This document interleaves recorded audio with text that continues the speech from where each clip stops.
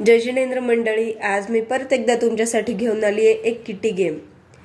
या गेम मध्ये तुम्हाला असे 4 बाउल लागणार आहेत। त्या 4 बाउलवर तुम्ही लिहायचं, एकावर देवघर, किचन, बेडरूम आणि हॉल, आणि एका दुसऱ्या बाउल मध्ये असणार आहेत अशा काही चीट्स।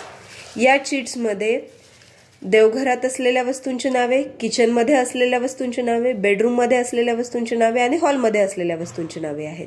तर 2 टेबल लागणार आहेत। एका टेबलवर हे 4 बाउल ठेवायचे आहेत तुम्ही, आणि दुसरा टेबल, या 2 टेबल मध्ये 6 ते 7 फुटाचं अंतर ठेवायचं आणि दुसऱ्या टेबलवर ही चीट्स असलेलं बाउल ठेवायचे।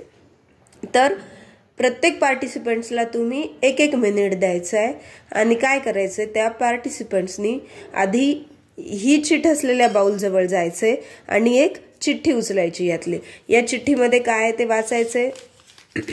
आता या चिठ्ठीमध्ये आहे चमचा, मग चमचा कुठे असतो? किचन मध्ये।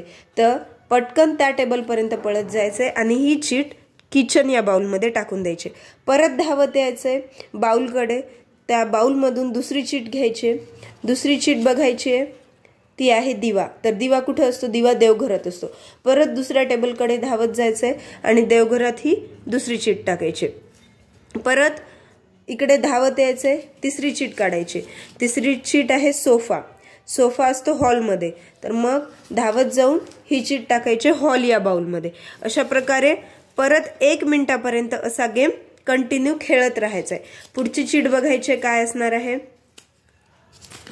तर ती आहे ग्लास। ग्लास असतो किचन मध्ये, मग ही चीट जाणार किचन मध्ये।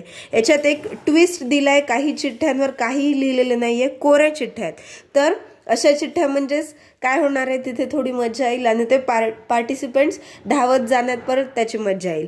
मग अशा प्रकारे 1 मिनिटापर्यंत हा गेम कंटिन्यू करायचा।